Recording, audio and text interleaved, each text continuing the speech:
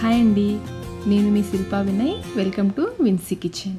చల్లటి వాతావరణంలో వేడివేడిగా పిల్లలకి ఎంతో ఇష్టమైన పాస్తాని చాలా హెల్తీగా ఇంకా చాలా చాలా టేస్టీగా ఇలా చేసి పెట్టండి. మార్నింగ్ బ్రేక్ఫాస్ట్గా చేసుకోవచ్చు, స్నాక్స్గా చేసుకోవచ్చు, నైట్ డిన్నర్గా కూడా చేసుకోవచ్చు. చాలా టేస్టీగా ఉంటుందండి. ఒక్కసారి అయితే ఈ విధంగా తప్పకుండా ట్రై చేయండి. మీకు చూస్తుంటేనే నోట్లో నీళ్ళు వచ్చేస్తున్నాయి కదా, ఒకసారి ఈ పద్ధతిలో తప్పకుండా అయితే ట్రై చేయండి. మరి ఇంకెందుకు ఆలస్యం, ఎంతో టేస్టీ హెల్తీ పాస్తాని ఎలా తయారు చేసుకోవాలో చూసేద్దాం రండి. ముందుగా మిక్సీ జార్లోకి ఒక పెద్ద ఉల్లిపాయని ముక్కలుగా కట్ చేసి వేసుకోవాలి. అలాగే 2 ఎండుమిర్చి, నేనైతే బ్యాడ్గి మిర్చి తీసుకున్నాను, వీటి వల్ల మంచి కలర్ వస్తుంది, టేస్ట్ కూడా బాగుంటుంది. అలాగే 1 ఇంచ్ అల్లం ముక్కను కూడా కట్ చేసి వేసుకోవాలి. ఇంకా 6-7 వెల్లుల్లి రెబ్బలు, 2 మీడియం సైజ్ టమాటోలు కూడా కట్ చేసి వేసుకొని బాగా మెత్తగా గ్రైండ్ చేసుకోవాలి. నీళ్ళేమి పోయొద్దు. చూడండి, ఈ విధంగా బాగా మెత్తగా గ్రైండ్ చేసుకోవాలి. ఇలా గ్రైండ్ చేసుకుని పక్కన పెట్టేసుకోండి. ఇప్పుడు స్టవ్ పైన ప్యాన్ పెట్టేసుకుని ఇందులో 1 టేబుల్ స్పూన్ నూనె, 1 టేబుల్ స్పూన్ వెన్న వేసుకోవాలి. వెన్న ఇంట్లో తయారు చేసిందైనా వేసుకోవచ్చు, బయట కొన్న వెన్న అయినా వేసుకోవచ్చు. బాగా కాగిన తర్వాత ఇందులో 10 వెల్లుల్లి రెబ్బలు, పెద్దవి 10 వెల్లుల్లి రెబ్బలు బాగా చిన్నగా కట్ చేసి వేసుకుని వేయించుకోవాలి. వెన్నలో ఇలా వెల్లుల్లి వేయిస్తుంటే ఫ్లేవర్ చాలా బాగుంటుందండి. ఇవి సగం వరకు వేగిన తర్వాత ఇందులో ఒక పెద్ద పచ్చిమిర్చిని బాగా చిన్నగా కట్ చేసి వేసుకోవాలి. అలాగే 1/2 టీ స్పూన్ మిరియాల పొడి కూడా వేసుకుని ఇవి లైట్గా కలర్ చేంజ్ అయ్యేంత వరకు వేయించుకోవాలి. బాగా వేగిన తర్వాత ఇందులో మనం గ్రైండ్ చేసుకున్న ఆనియన్ టమాటో ప్యూరీ ఉంది కదా, అది వేసుకోవాలి. జార్లో నీళ్ళు తొలిపి పోయొద్దండి, ఓన్లీ పేస్ట్ మాత్రమే వేసుకోవాలి. జార్లో నీళ్లు పోసి పక్కన పెట్టుకోండి, మనం తర్వాత వేసి కలుపుకుందాము. ఇప్పుడైతే నీళ్లు పోయొద్దు, పేస్ట్ మాత్రమే వేసుకోవాలి. ఫ్లేమ్ని లో మీడియంలో పెట్టేసి మధ్య మధ్యలో కలుపుకుంటూ ఇది పచ్చివాసన పోయే వరకు వేయించుకోవాలి. కలర్ చూసారా, మనం బ్యాడ్గి మిర్చి వేయడం వల్ల మంచి కలర్ ఉంది. మీకు బ్యాడ్గి మిర్చి అందుబాటులో లేకపోతే మామూలు మిర్చి అయినా వేసుకోవచ్చు. అడుగు పట్టుకోకుండా కలుపుకుంటూ వేయించుకోవాలి. చూడండి, ప్యాన్ నుంచి సపరేట్ అవుతుంది, లైట్గా ఆయిల్ సపరేట్ అవుతుంది, అప్పటి వరకు వేయించుకోవాలి. ఇలా బాగా వేయించేసుకుని ఇందులో కట్ చేసుకున్న క్యాబేజ్ 1/2 కప్ వేసుకోవాలి. అలాగే ఒక మీడియం సైజ్ క్యాప్సికమ్ కూడా చిన్న ముక్కలుగా కట్ చేసి వేసుకోవాలి. ఇంకా ఒక గుప్పెడు పచ్చి బఠానీ, 5-6 బీన్స్ బాగా చిన్నగా కట్ చేసి వేసుకోవాలి. ఇంకా క్యారెట్ కూడా వేసుకోవచ్చు, మీకు నచ్చిన వెజిటబుల్స్ వేసుకోవచ్చు, నచ్చినని వేసుకోవచ్చు. నేనైతే కొంచెం ఎక్కువ వేస్తాను, మీరు క్వాంటిటీ కొంచెం తక్కువ కావాలంటే కొంచెం తక్కువ కూడా వేసుకోవచ్చు. ఒకసారి బాగా కలిపేసుకొని మూత పెట్టేసి లో మీడియం ఫ్లేమ్లో ఒక 2 నిమిషాల పాటు మగ్గించుకోవాలి.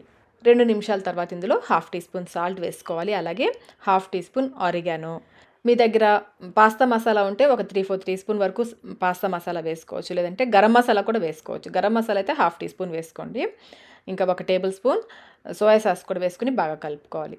మీ దగ్గర ఏ మసాలాలు అందుబాటులో ఉంటే అవి వేసుకోవచ్చు అండి. పావుబాజీ మసాలా వేసుకోవచ్చు, మ్యాగీ మసాలా, నూడిల్స్ మసాలా ఉంటుంది కదా, అదైనా వేసుకోవచ్చు. ఇంకా మీకు లైట్గా స్వీట్నెస్ కావాలి అనుకుంటే 1/2 టీ స్పూన్ పంచదార కూడా వేసుకోవచ్చు. ఎక్కువ వేసుకోవద్దు, 1/4 టీ స్పూన్ మాత్రమే వేసుకోవాలి.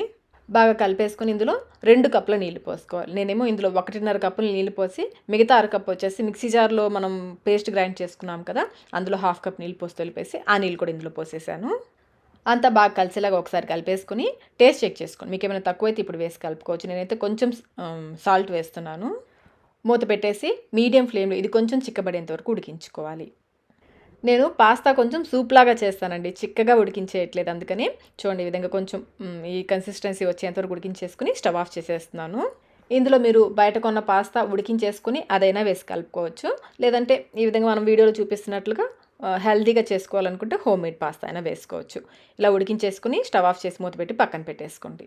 నేనైతే గోధుమ పిండితో పాస్తా అయితే ఇలా చేసి పెట్టేశానండి. ముందే చేసి పెట్టేసుకోవాలి, సూప్ కంటే ముందే మనం ఈ పాస్తా చేసి పెట్టుకోవాలి. దీనికోసం నేను ఒక బౌల్లో 1 కప్పు గోధుమ పిండి, 1/2 టీ స్పూన్ వేయించిన జీలకర్ర పొడి, రుచి సరిపడినంత సాల్ట్ మరీ ఎక్కువ వేసుకోవద్దు, కొంచెం వేసుకుంటే సరిపోతుంది. ఒకసారి కలిపేసుకుని ఇందులో కొంచెం కొంచెం నీళ్ళు పోసుకుంటూ పిండిని గరిటె జారుడుగా కలుపుకోవాలి. కన్సిస్టెన్సీ చూడండి, ఈ విధంగా ఉండాలి.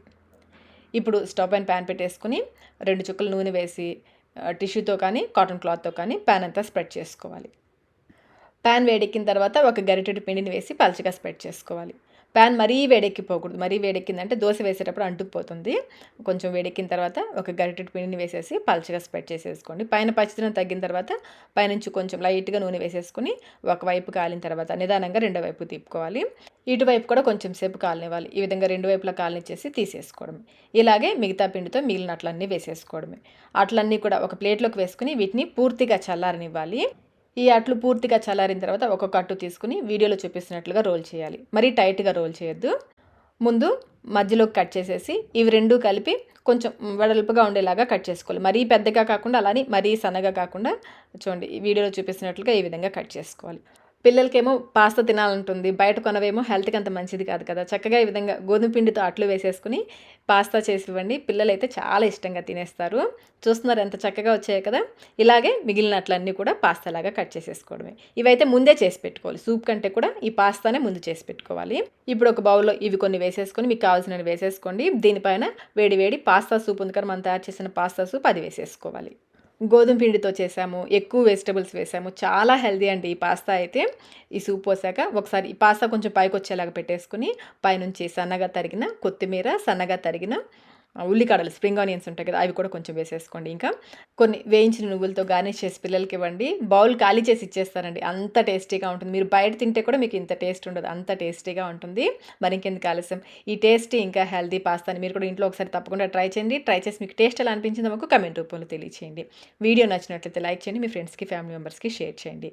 ఇలాంటి మరిన్ని హెల్దీ రెసిపీస్ కోసం మన ఛానల్ని సబ్స్క్రైబ్ కూడా చేసుకోండి. Thank you.